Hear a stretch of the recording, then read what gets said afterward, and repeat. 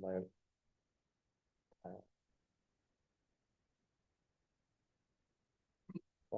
Thank you, Simon. So thank you, everybody. So my name is Luca Marsella. I work at the Swiss National Supercomputing Center, which is a department of ETH Zurich. And yeah, please, if you have time to scan the QR code, you can download the PDF, since I would like to stress only some parts of this site talk, since we've been presenting the CSCS EasyBuild site now for a few years in the EasyBuild user meeting. So probably attendees who were here already in the past know some, let's say, the highlights already.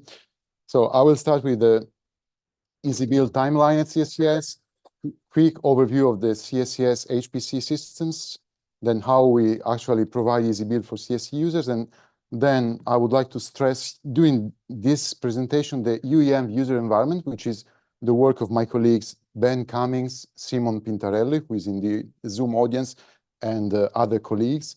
That is basically how we will provide the applications to our users in the next upgraded system. So the timeline of EasyBuild at CSCS started already in 2015, and thanks to the work of Kenneth, and at the time with Petar and my colleague Guilherme, we had tray support in EasyBuild after the EasyBuild hackathon in 2015. It was September 2015. So EasyBuild was used already in the Meteo Suisse, the Meteo weather forecast system in Switzerland, for providing the software stack. And then in 2016, we had a major upgrade on our still current flagship system that is called Pitzdive, after the name of a mountain in Switzerland, where we provided EasyBuild tool chains that were specific for Cray, deployed through Jenkins projects with pull requests on GitHub. Then we introduced the pipelines in 2018, and we went through different updates until the recent system Alps that we installed at CSCS in 2020, where we built with EasyBuild a software stack that is quite similar to what we have on Lumi, if you're familiar with Lumi C, for instance. And this is a short overview of the main systems that we currently have. So I mentioned Pitzdive, the flagship one with GPUs. Quite a bit, let's say, I think it's 8 years old now, the GPUs, the P100 that we have there. Then we have Alps is a new system, and we have versatile clusters defined on top of the infrastructure Alps. So Eiger is the current one when we deployed EasyBuild software stack. We have also a AI ML platform, and then the Meteo Suisse system. So I will go a bit quickly through these slides because there is no real change here. So just to let you know that on the flagship system, we have EasyBuild software stack in production since 2016, and we currently still keep it and provide to users through updates that are provided through Jenkins and GitHub. The novelty is Alps, the Eiger system on Alps, which is, as I said, practically very similar to Lumi C, if you have experience with Lumi. And there we provide specific tool chains, different from the Cray tool chains that we have on the flagship system, that are the ones that you also have on Lumi. We call them CPE, and then the name of the compiler, like CPE AMD for the AMD compiler, CC is the Cray compiler environment, GNU, and Intel. The difference with respect to the flagship system is that we use the hierarchical module naming scheme that has been mentioned already by Alexander here, which is very convenient if you want to have isolated environments. It's a bit inconvenient if you want users to build their own stuff, because of course, if they have a prefix that is different from the standard prefix where they don't have write access, they need to rebuild everything, since LMod is featured in such a way. Unfortunately, there is no way out of that. That's a feature, let's say. In the software stack, we have several applications like for material science, molecular dynamics, and visualization, and more and more. And the Meteo Suisse system is also providing the software stack through EasyBuild, but not with a hierarchical module naming scheme. It's the standard module naming scheme of EasyBuild with an artificial meta module just to kind of recreate a a hierarchy. So the feature here is different from other clusters that we have. We use the lowercase module name, a kind of, let's say, custom lowercase module name, because there are few exceptions. Now, previously, you mentioned, how do you support users with EasyBuild? We tend to provide recipes for software requests. We build a small subset of the applications used by users through EasyBuild. But we tend to give users the possibility to create their own recipes, adapt recipes, or in case they really can't, we provide recipes in our GitHub production repository. And they are also welcome to contribute. We had few contributions though. So we have a GitHub production repository that they can clone. And then on the system, we have some environment variable and a custom EasyBuild module file that sets up the environment for the local robot path.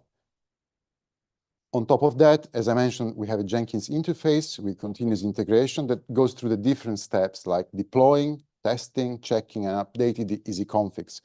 So the automated update is done through the try options when we have, for instance, a new trade programming environment. And we have corresponding Jenkins pipelines that are actually following the steps. We have production, testing, and update pipelines that you can find in the production repository. Pipelines are very convenient because they provide more flexibility, parallel runs, and also, of course, you have a trace of what you're doing. Now, we have also, as I mentioned, the GitHub production repository where we instruct users on how to submit a pull request. We have some policies, and we have the testing pipeline that will actually go through. It's the CI/CD that will go through the recipe, build it on the test system, and report in case of issues. So as I mentioned, though, we have few contributions by users. It's mainly by staff and developers.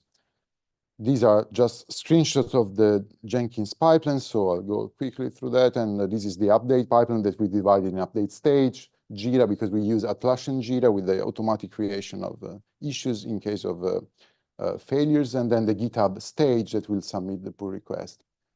Now, I will then describe mainly the EUM user environments. As I said, this is the work provided by my colleagues Ben and Simon.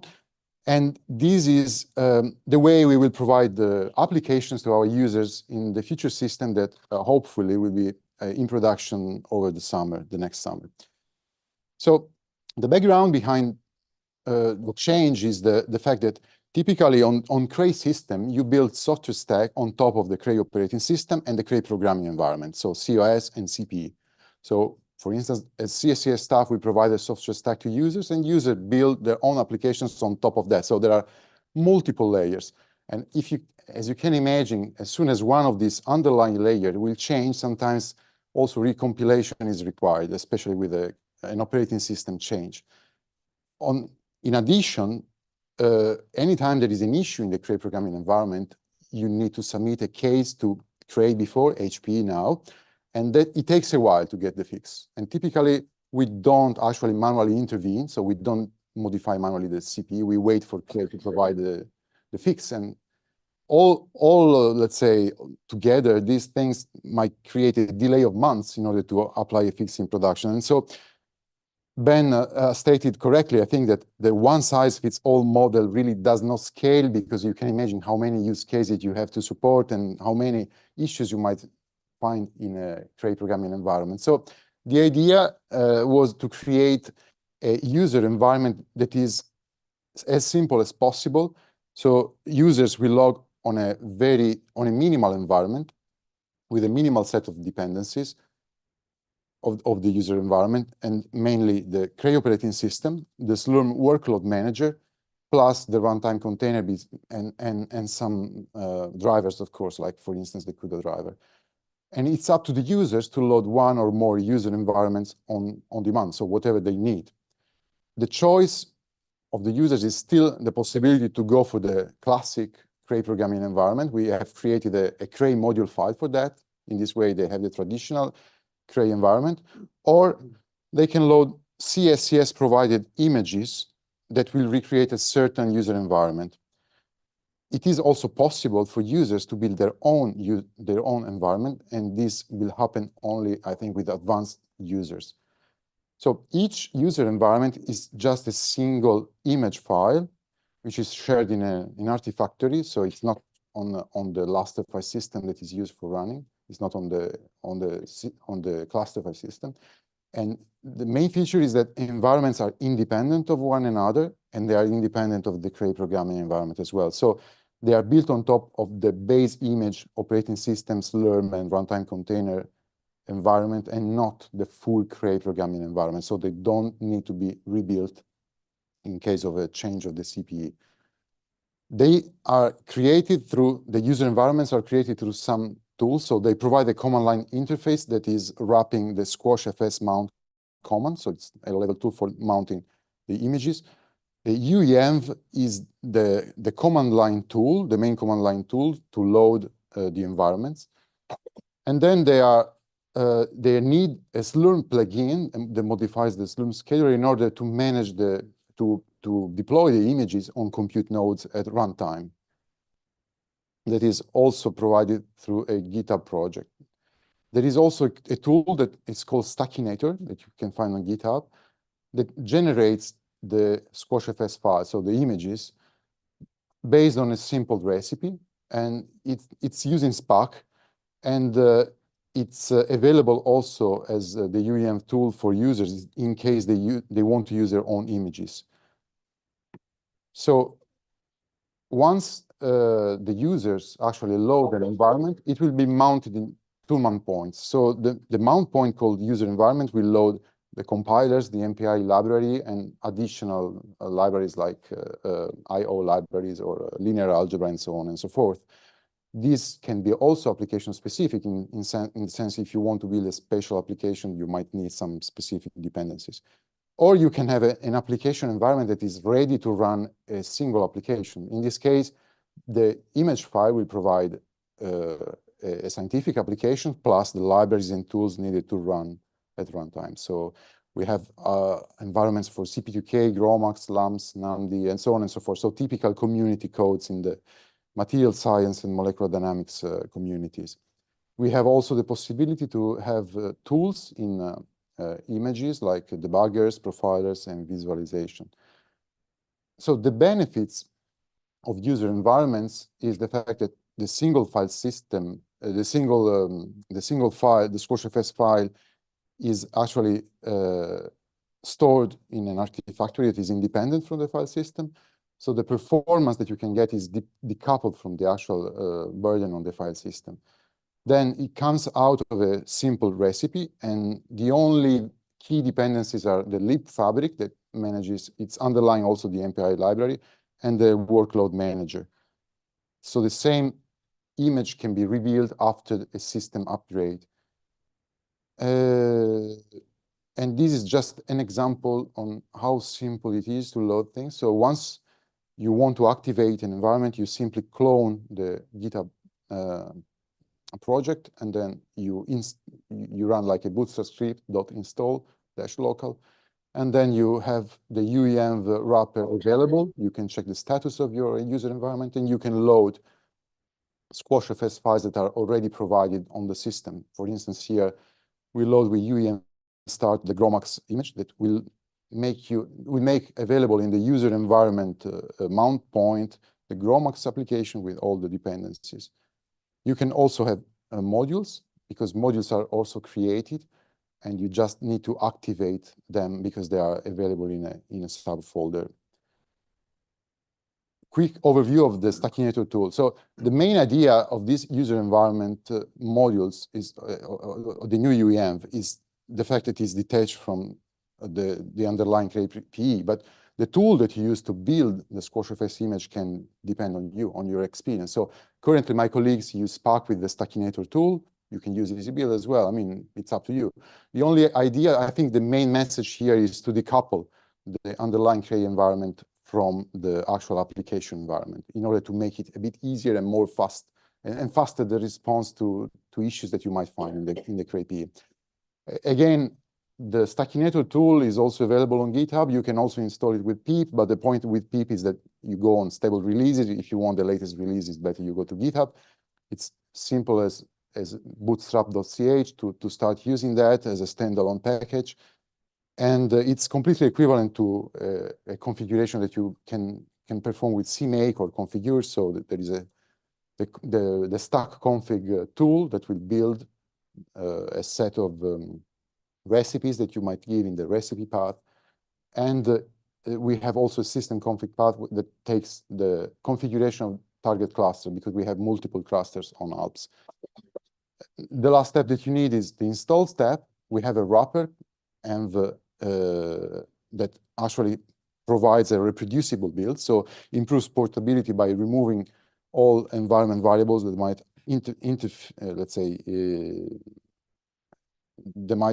reduce the portability. And the installation creates actually two software stacks. So one is in the store subdirectory that creates all the trees of your build, and another one is the squash.fs file, the compressed image file that you can use as a container image to be loaded by the EUM'24 wrapper. Of course, I mean, you can also load it if you're a system administrator simply with a mount command, or if you're a user, you can use the squash.fs mount command as well, as if it is provided on your system. So with this, I leave you some useful links, documentation, and GitHub repository that you can actually have a look later and contact us in case you're interested in the EUM, because I think especially if you use a Cray system, I'm thinking now about Lumi that has maybe similar issues that we had with Cray programming environment. Could be an interesting way to provide software in a more, let's say, effective and fast response framework. Thank you.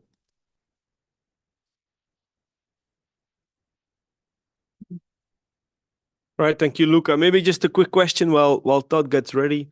Have you looked into what Lumi does? They also have some recommendations for end users, especially when they're using Python, to also use container images in some sense. I'm not sure how much that's tied to the Cray environment or not. Maybe totally independent, I'm not sure. But yeah, I mean, for Python, we advise to use virtual environments, so they can be independent on the underlying Cray PE, because you can use the system Python instead of the Cray provided Python. So there is a Cray Python module file. So if you don't use that and you create a virtual environment and you don't use any site module of Python, you are still independent enough. I mean, you're still tied to the libfabric and the Cray operating system, but it's probably less dramatic than if you rely, for instance, on Cray scientific libraries for other applications.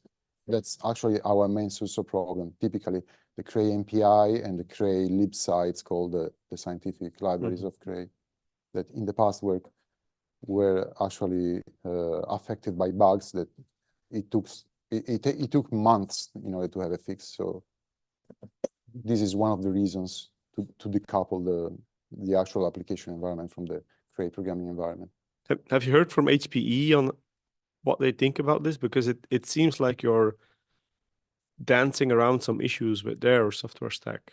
Well, we will still have, of course, create cases. I mean, you open cases anyway because you want to fix that. And currently, the UEM developed by Ben and Simon and colleagues, and my other colleagues, is only using the GNU compiling environment. So if a user still needs the Cray compiling environment, for instance, they still rely on the classical Cray programming style. So they load the module Cray and they don't build anything on top of that.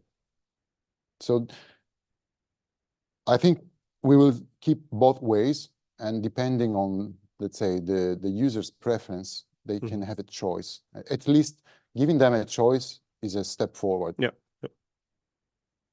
Okay. Good, makes sense. You'll be around for dinner as well, so yes, if people have questions, they can ask them there. I don't see any questions online for Luca. Thanks. No, so thank you very much, Luca.